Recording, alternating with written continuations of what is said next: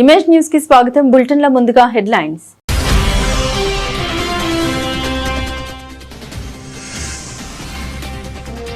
కోనసీమ తిరుమలలో భక్తుల పసిడి కానుక స్వామివారికి 463 గ్రాముల బంగారు హారం సమర్పించిన విశాఖ దంపతులు.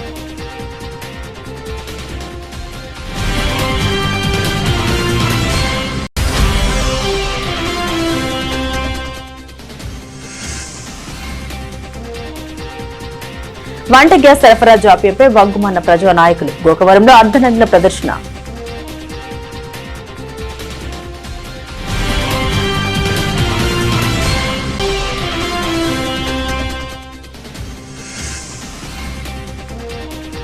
పిఠాపురంలో 3 ఏళ్లుగా నిలిచిన మున్సిపల్ బిల్లులు. పాడపిడికి కాంట్రాక్టర్ల వినతి పత్రం.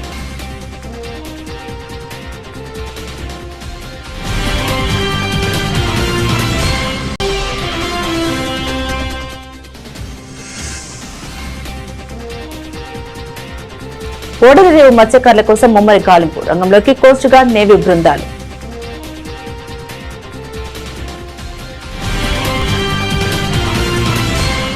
కోనసీమ తిరుమలగా ప్రసిద్ధి చెందిన ఆత్రేయపురం మండలం వాడపల్లి శ్రీ వెంకటేశ్వర స్వామి వారికి 71.94 లక్షల విలువైన బంగారు హారాన్ని భక్తులు బహుకరించారు. విశాఖపట్నానికి చెందిన తెల్ల శ్రీనివాసరావు, శ్రీలక్ష్మి దంపతులు 463.90 గ్రాముల బంగారంతో తయారు చేసిన హారాన్ని ఆలయానికి సమర్పించారు. దాతలు ఈ బంగారు హారాన్ని దేవస్థాన chairman Muddunuri Venkataraju, deputy commissioner Nallam సూర్యచక్రధరరావుకు అందించారు. అనంతరం అర్చకులు ప్రత్యేక పూజలు నిర్వహించి స్వామివారికి అలంకరించారు. దాతల్ని పాలక మండలి సభ్యులు, ఆలయ అధికారులు ఘనంగా సత్కరించి అభినందించారు.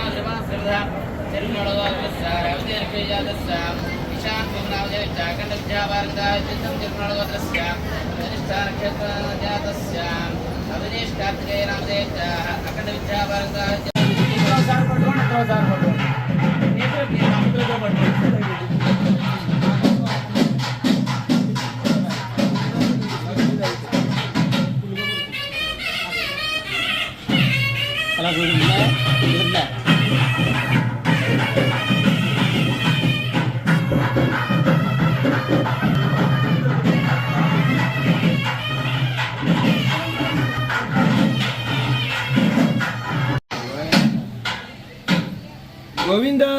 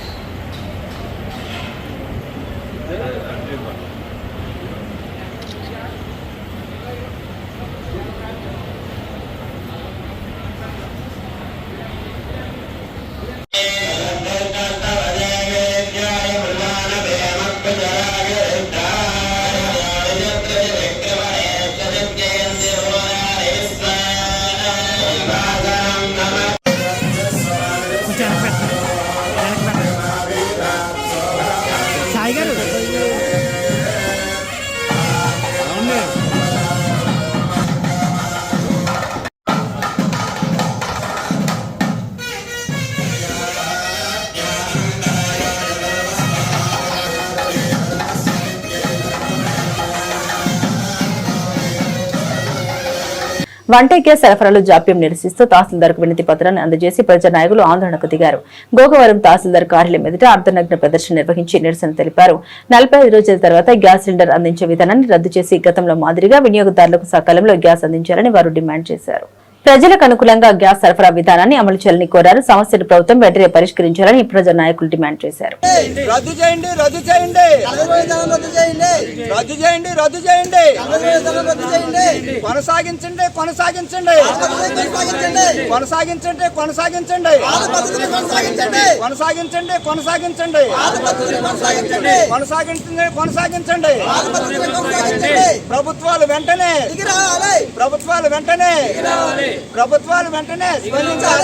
ప్రభుత్వాలు వెంటనే స్పందించాలి. ప్రభుత్వ పెద్దలు వెంటనే స్పందించాలి. ప్రభుత్వ పెద్దలు వెంటనే స్పందించాలి. ప్రభుత్వ అధికారులు వెంటనే స్పందించాలి. నా పేరు గాజుంగ రామలింగేశ్వరరావు, నాని అంటారు. నేను జనసేన పార్టీలో సభ్యునిగా ఉన్నాను. ఈరోజు గోకవరంలో ప్రధాన సమస్య ఈ గ్యాస్ వినియోగదారులు ఇబ్బంది పడే సమస్య గురించి మీ ఈరోజు ఎంఆర్ఓ రిప్రజెంటేషన్ ఇచ్చాం. రిప్రజెంటేషన్లో 45 రోజులకి ఒక గ్యాస్ సిలిండర్ ఇస్తున్నారు. దానివల్ల రైతులు, చిన్న చిన్న కుటుంబాలు, వ్యాపారస్తులు అందరూ ఇబ్బంది పడుతున్నారు. దాన్ని పద్ధతిని మార్చి పాత పద్ధతి విధానాన్ని కొనసాగించమని, మరియు ఈ గోకవరంలో ఈ గ్యాస్ సిలిండర్ కూడా కొలత తగ్గు వస్తుందని అది కూడా తెలియజేస్తున్నారు వినియోగదారులు. దాన్ని కూడా ఒకసారి ప్రభుత్వాన్ని సీరియస్గా యాక్షన్ తీసుకోమని, ఈ సమస్యల మీద వెంటనే స్పందించమని మేము ప్రజల తరపున కోరుకుంటున్నాం. ఈ ప్రజా సమస్యని వెంటనే స్పందించి ఈ ప్రజలకు న్యాయం చేయవలసిందిగా అధికారులని, ఈ రాజకీయ నాయకుల్ని అందరినీ కోరుకుంటున్నాం. అందరికీ నమస్కారం అండి. ఈరోజు గోకవరం మండల తహసీల్దార్ గారి ఆఫీసు దగ్గర అర్ధనగ్న ప్రదర్శన కార్యక్రమం చేపట్టడం జరిగింది. అలాగే ఎంఆర్ఓ గారికి వినతిపత్రం ఇవ్వడం కూడా జరిగింది. ముఖ్యంగా ఈరోజు చేసేటటువంటి ఈ యొక్క అర్ధనగ్న ప్రదర్శన కార్యక్రమం ఏంటి అంటే, 45 రోజులకి గ్యాస్ బండ వస్తుంది అనేటటువంటి విధానాన్ని రద్దు చేసి పాత పద్ధతిని కొనసాగించాలనేటటువంటి ఆలోచనతో ఈ కార్యక్రమం చేస్తున్నాం. దేశంలో 1,00,000 పనులు ఉండొచ్చు, సమస్యలు ఉండొచ్చు, కానీ అన్నిటికంటే ప్రథమ సమస్య గ్యాస్ కొరత సమస్య. గ్యాస్ లేకపోతే ఈ యొక్క పల్లెటూళ్ళలో కానీ పట్టణాల్లో కానీ ఇప్పుడు కట్టెలు ఉన్నాయా, బొగ్గులు ఉన్నాయా, ఏ రకంగా ప్రజలు వంట చేయగలరు? వంట చాలా ముఖ్యమైనది. అందుకే గ్యాస్ చాలా ప్రథమ సమస్య. ప్రతి నిత్యావసర వస్తువుల్లో గ్యాస్ చాలా ముఖ్యమైనటువంటి సమస్య. ఈ సమస్య ప్రతి ఒక్కరూ ఎదుర్కొంటున్న సమస్య. మీరు పెట్రోల్కి, డీజిల్కి రేట్లు పెంచడం ఇబ్బంది పడతలేదు, కానీ గ్యాస్ బండను సక్రమంగా అందించకపోవడంలో చాలా ఇబ్బందులు పడుతున్నారు. 15 రోజులకే గ్యాస్ అయిపోతే ఏమవుతుంది? ఎక్కడికి పోవాలి? ఇన్నాళ్ళ గ్యాస్ బండ కనీసం నెల రోజులు వచ్చేది. మరి 15 రోజులకి 20 రోజులకే గ్యాస్ బండ అయిపోతుందంటే గ్యాస్ ఫుల్గా ఇస్తున్నారా, అర్ధగుర్ధంగా ఇస్తున్నారా అన్నది ప్రజలకు డౌట్ వస్తుంది. కాబట్టి గ్యాస్ కూడా బండలో ఫుల్గా ఉంటలేదని ప్రజల యొక్క ఆవేదన. గ్యాస్ బండ 45 రోజులకి ఇస్తే మిగతా 15 రోజులు ఏం చేయాలని ప్రజల ఆవేదన.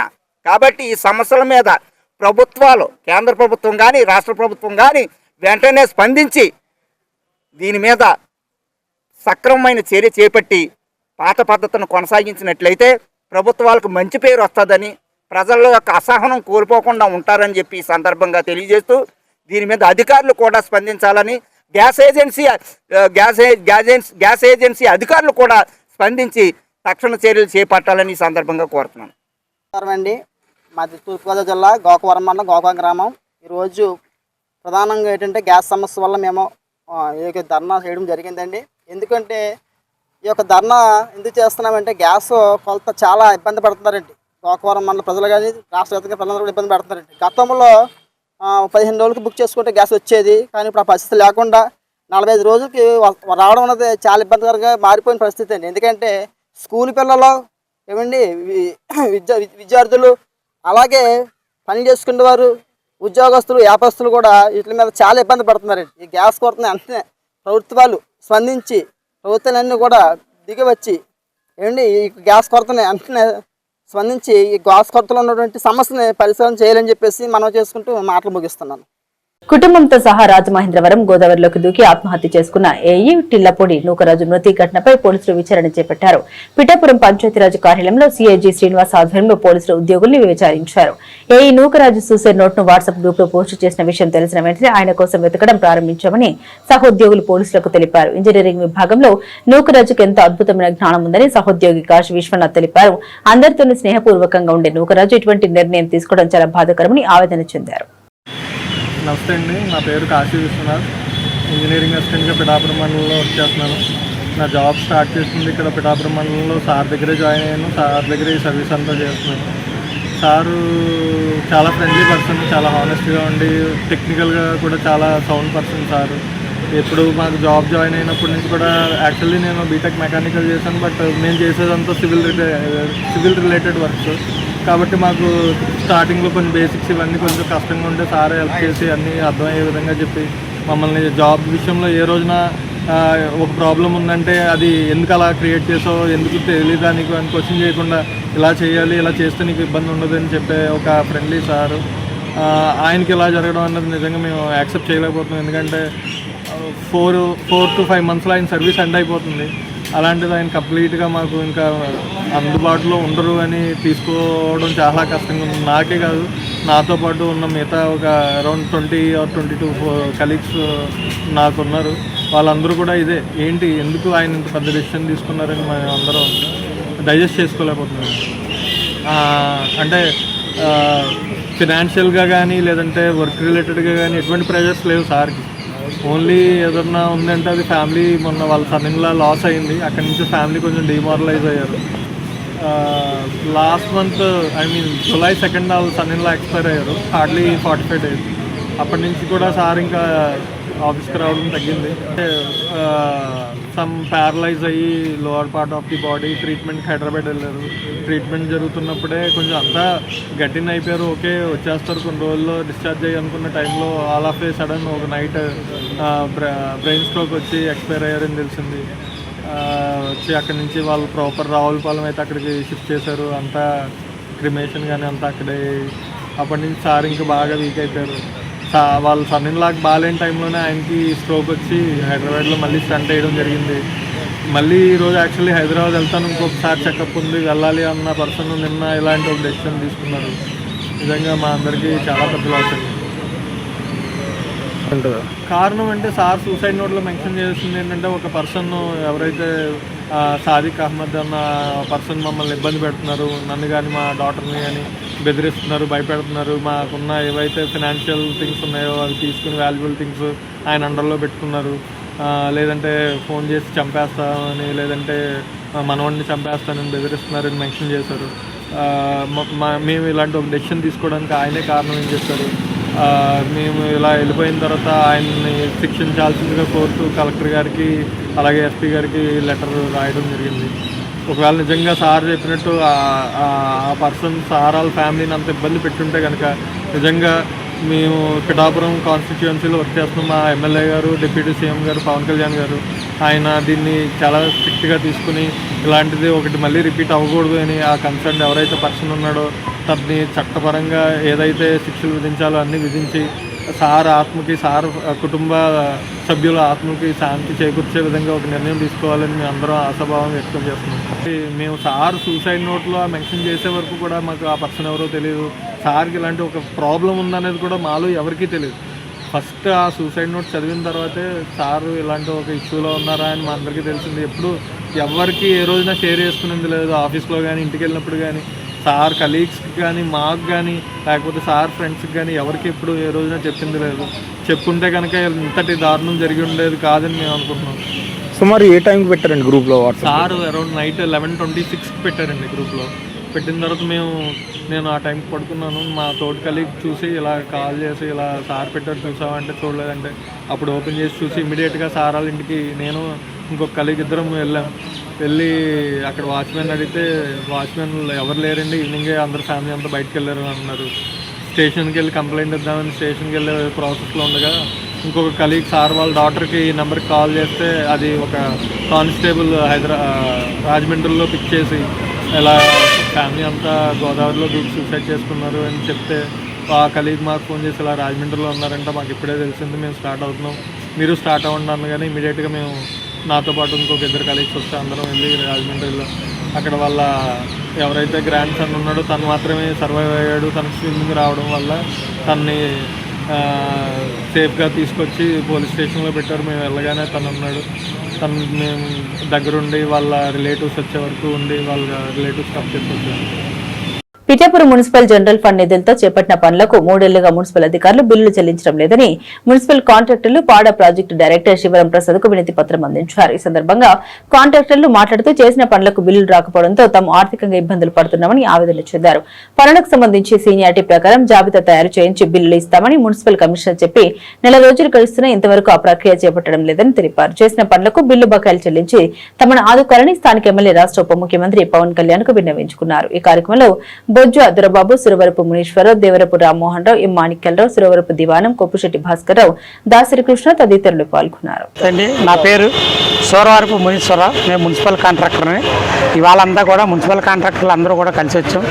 గత 3 సంవత్సరాల నుంచి కూడా మాకు ఒక్కరికి కూడా ఎటువంటి గ్రాంట్ బిల్లు కూడా ఏది మాకు పాస్ చేయలేదు. పనులు చేయించుకోవడమే కానీ పవన్ కళ్యాణ్ గారు వస్తున్నారని అందరం తలొక పని తీసుకుని గబగబగా చేసాము. ఇప్పటికి వచ్చి అవి ఒక్క బిల్లు కూడా రాలేదు. మాకు ఎవరికి కూడా చాలామంది బాధపడుతున్నాం. అనేక సార్లు ఆఫీసు టూరునే తిరుగుతాం. మేము వేరే ఒక పని చేసుకుందామన్నా పెట్టుబడి అంతా ఇక్కడే ఉంది. పనులన్నీ ఇక్కడే చేసాము. డబ్బులు ఎక్కడ మాకు ఒక్క బిల్లు కూడా రాలేదు.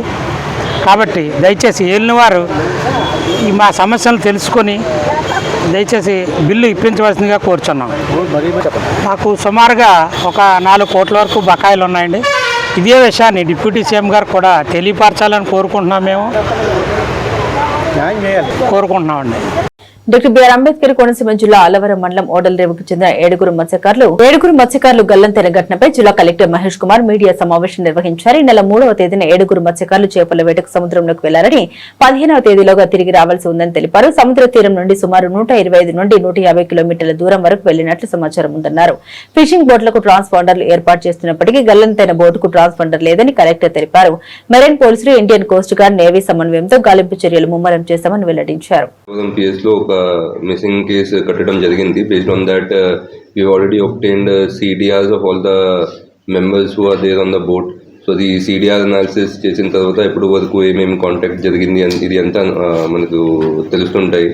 But otherwise for rescue operations already నేను I have talked to commandant coast guard in Kakinada and from Kakinada and from Visakhapatnam side నుంచి కూడా కోస్ట్ గార్డ్ వాడు షిప్స్ అంతా ఏదైతే ఓపెన్ సీజ్లో ఉన్నాయి అందరికీ అలర్ట్ ఇవ్వడం జరిగింది. That however they spot such and such vehicle, all the details have been given to the concerned departments. If any of this ship is spotted by them, they will communicate the same and the ship might get rescued. Otherwise also from fisheries department side also all the other fishing boats who are there in the seas have been alerted regarding this. So most probably the rescue operations are underway. All the departments, Coast Guard gani, Marine Department, Police Department, andaru coordinate chestunaru. So all the efforts for rescue have been put in. But as Fisheries Department side nunchi kuda vallu cheptaru, మామూలుగా it is not an unusual thing. Previous ga kuda అంటే 15 days కానీ 20 days కానీ ఇంతవరకు boats have gone inside the sea and they have come back.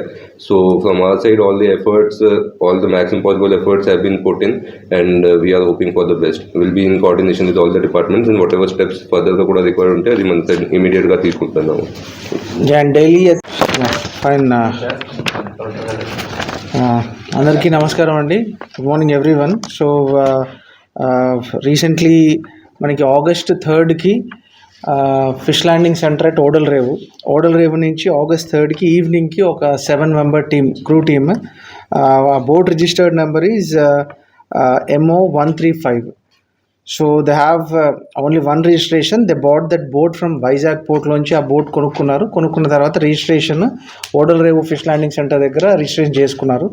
So that boat actually 7 members క్రూతో start అయ్యి August 3కి it was suppose to come back after 12 days. So రఫ్లీ around 15th 16th కల్లా it has to come back. But till right now ఇప్పటికీ వెళ్ళిన తర్వాత around August 5కి they had a line of communication. So వాళ్ళ family మెంబర్స్తో August 5th వరకు కూడా they are in contact. So 5th తర్వాత వాళ్ళ యొక్క కాంటాక్ట్ అనేది లేదు. అండ్ ఆ boat is something which is around 12 meters of length and ఒక VHF సెట్ దాంట్లో ఉంది. బట్ ట్రాన్స్పాండర్ లేదు దానికి. సో ట్రాన్స్పాండర్ అంటే రీసెంట్గా మనకి ట్రాన్స్పాండర్స్ ఫిక్స్ చేస్తున్నాము. మనకు మొత్తం జిల్లాలో ఉన్న అరౌండ్ 1985 బోట్స్లో రైట్ నౌ అరౌండ్ 435 బోట్స్ వరకు ట్రాన్స్పాండర్స్ ఫిక్స్ చేశాము. సో అలా ఆల్ బోట్స్కి ఫిక్స్ చేస్తున్నాము. బట్ సమ్ ఆఫ్ దిస్ బోట్కి అది మిస్ అయింది. సో అది కమింగ్ ఈ వాయేజ్ అయిపోయిన తర్వాత ఫిక్స్ చేస్తామని చెప్పేసి అన్నారు ఆ కన్సర్న్ వాళ్ళతో.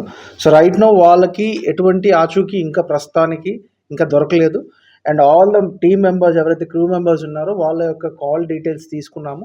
సో ఎవరిదేమన్నా కమ్యూనికేట్ చేశారనేది సిడిఆర్ డేటా తీసుకొని already we have started communicating with Indian coast guard. And coast guard people are actually navigating with Indian navy వాళ్ళతో. అండ్ మనకి మెరైన్ పోలీస్ డిపార్ట్మెంట్ కూడా ఉన్నారు. మెరైన్ పోలీస్ వాళ్ళు కూడా టోటల్గా ఈ డేటాను తీసుకొని they are coordinating with coast guard and navy. So ఇందులో వన్ మోర్ థింగ్ ఏంటంటే we were told actually coast నుంచి రఫ్లీ ఒక 120 to 150 కిలోమీటర్స్ డిస్టెన్స్లో ఉన్నారు, వెళ్ళారు, లాంగ్ వాయేజ్కి వెళ్ళారు. సో అక్కడి నుంచి అక్కడ ఫిష్ దొరకలేదని they might be going in towards north east or north west సైడ్కి. సో ఆ విధంగా దే హ్యావ్ బీన్ ఇన్ వేరే రూట్లోకి వెళ్ళిపోయి ఉంటారు అనుకుంటున్నాము. సో అది ఆల్రెడీ మనకి ఆ ఏరియాస్లో పర్టికులర్ ఏరియాస్లో ఎవరైతే ఫిషింగ్ మెన్ వెళ్తారో అంటే మనకి కాకినాడ నుంచి కావచ్చు, ఉప్పాడ నుంచి కావచ్చు, you have group of fishermen ఆ ఏరియాస్లో ఫిషింగ్ చేసే వాళ్ళు ఉంటారు. సో వాళ్ళ కమ్యూనిటీకి అందరికీ కూడా అక్కడున్న ఫిషింగ్ ఎవరైతే వెళ్ళారో ఆ కన్సర్న్ డిస్ట్రిక్ట్ ఫిషరీస్ ఆఫీసర్కి ఈ డేటా అంతా కూడా కమ్యూనికేట్ చేయడం జరిగింది. సచ్ దట్ వాళ్ళు ఎవరైనా ఈ బోట్ని చూసి ఐడెంటిఫై చేసి వాళ్ళతో అట్లీస్ట్ కాల్స్ చేస్తారని చెప్పేసి. సో ఈ విధమైన కోఆర్డినేషన్ ఎక్సర్సైజ్ అంతా కూడా జరుగుతుంది. So we are already in touch with all the concern agencies. So దీంట్లో first of all I want to make sure that అంటే this is not something 12 days or 15 days voyage. It's not a rare thing as said by the fisheries department. They might extend around 4 to 5 days plus or minus లో వెళ్తుంది depending upon the catch they have. So ఎంతవరకు catch వస్తుందో దాన్ని బట్టి దిల్ wait చేసి the come back. So what from the fisheries department is they are confident such that at least coming 2-3 daysలో డెఫినెట్గా will be able to contact them or otherwise they will be coming back. So family members అందరికీ కూడా already fisheries department నుంచి, revenue department నుంచి, police department నుంచి వెళ్ళి explain చేయడం జరిగింది. సో ఇలా మీ ప్రయత్నాలు చేస్తున్నారు, మనకి ఇంకొక 2-3 days పడుతుందా, ఎన్ని డేస్ పడుతుందో వాళ్ళకి కాన్స్టాంట్గా టచ్లో ఉన్నారు. వాళ్ళని ఎటువంటి ఆలోచన ఎక్కువ నెగిటివ్ సెంటిమెంట్స్లో వెళ్లకుండా వాళ్ళకి భరోసా ఇవ్వడం జరుగుతుంది. So I would want SP to just brief exactly what are the Thoorpu Godavari జిల్లా రాయవరం మండలం వెదురుపాక విజయదుర్గ పీఠం 54వ వార్షికోత్సవంలో భాగంగా 2వ రోజు వేకోజామున విజయదుర్గమ్మ వారికి అభిషేకం అర్చన చేశారు. పీఠాధిపతి గాడ్ చిత్రపటం వద్ద పాదుక పూజ చేశారు. అన్నవరం అనంతలక్ష్మి సమేత వీర వెంకట సత్యనారాయణ స్వామి వారి కళ్యాణాన్ని అంగరంగ వైభవంగా నిర్వహించారు. ఆలయ ప్రధాన అర్చకులు ఇంద్రగంటి సత్యనారాయణ శర్మ ఆధ్వర్యంలో వేదల సూర్యనారాయణ శర్మ, వ్రత పురోహితులు పాలంకి పట్టాభిరామయ్య శర్మ తదితర వేద పండితులు శాస్త్రోక్తంగా స్వామి అమ్మవార్ల కళ్యాణం ఘనంగా నిర్వహించారు. ఈ కార్యక్రమంలో administrator VP Bapiraju, BRO Bhabi, Vijayadurga Peetham Seva సమితి ప్రతినిధులు గాది భాస్కర నారాయణ, సత్య వెంకట కామేశ్వరి, సత్య కనకదుర్గ, భీరమణ, బుజ్జి, అన్నవరం దేవస్థాన పాలక మండలి మాజీ సభ్యుడు కందర్పు హనుమాన్, కోట సునీల్ కుమార్, పీఠం భక్తులు పాల్గొన్నారు.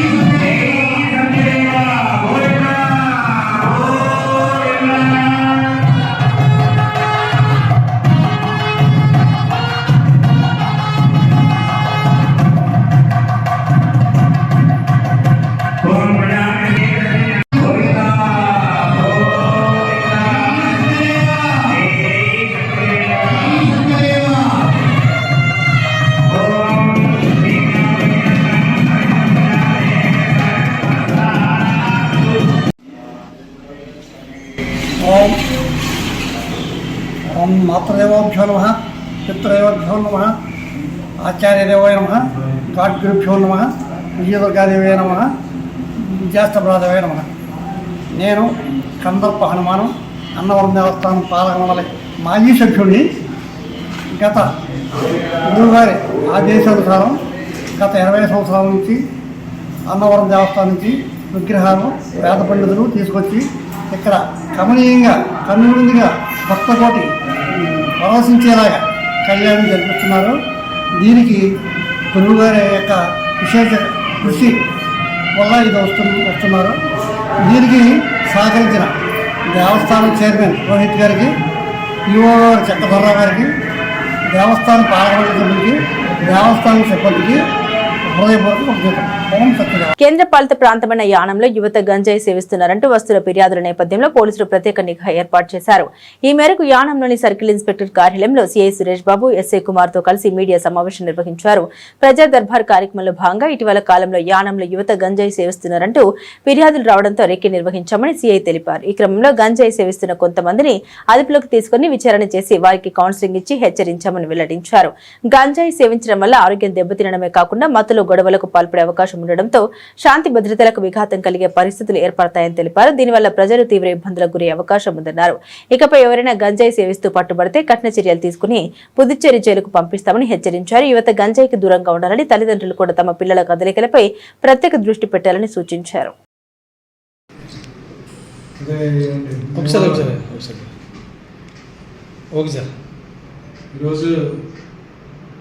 డైలీ వీక్లీ సాటర్డే మక్కల మండలం అని చెప్పి అది ఆర్గనైజ్ చేస్తున్నాం.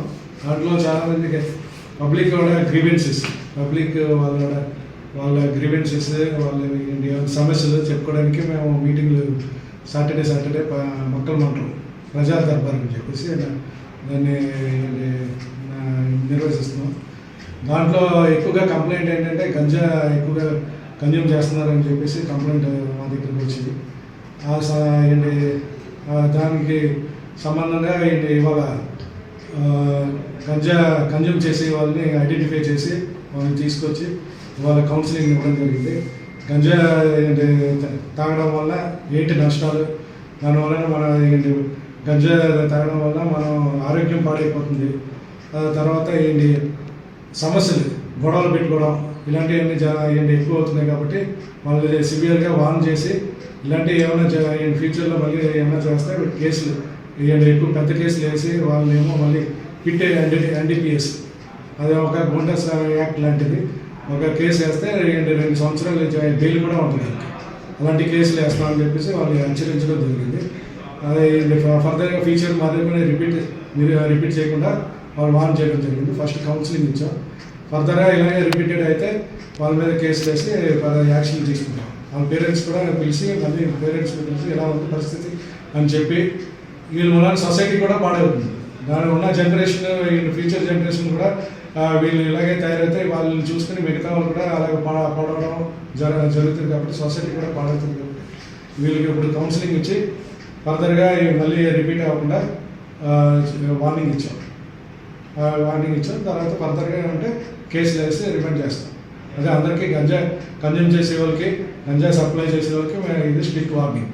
దానివల్ల అలాంటివి ఏమీ జరగకుండా వాళ్ళు లేకపోతే కేసులు, పెద్ద కేసులు వేసి వాళ్ళు రిమైండ్ చేయడం జరుగుతుంది.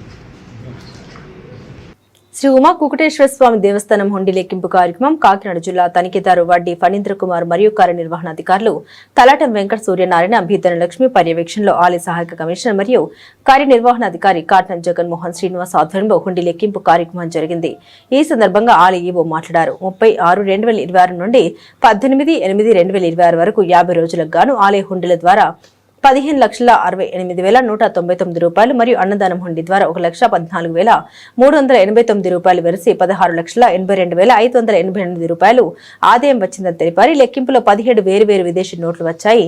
ఈ కార్యక్రమంలో ఆలయ సిబ్బంది, భక్త బృందం, బ్యాంకు సిబ్బంది, పోలీసు సిబ్బంది, రెవెన్యూ సిబ్బంది పాల్గొన్నారు.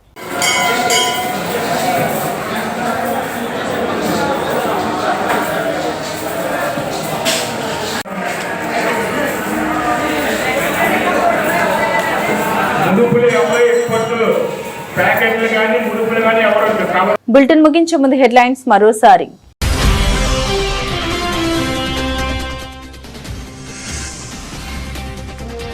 కోనసీమ తిరుమలలో భక్తుల పసిడి కానుక, స్వామివారికి 463 గ్రాముల బంగారు హారం సమర్పించిన విశాఖ దంపతులు.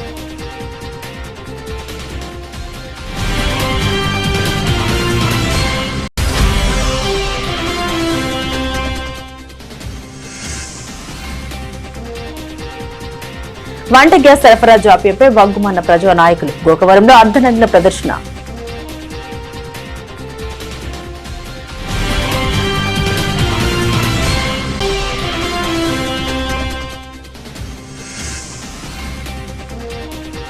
పిఠాపురంలో 3 ఏళ్లుగా నిలిచిన మున్సిపల్ బిల్లులు, పాడపిడికి కాంట్రాక్టర్ల వినతి పత్రం.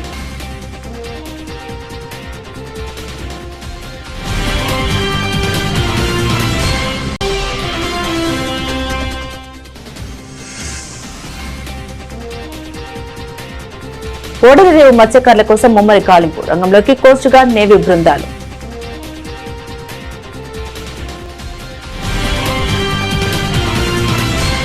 ఇవి బులెటిన్లోని విశేషాలు. తిరిగి మరో బులెటిన్తో మళ్ళీ కలుద్దాం.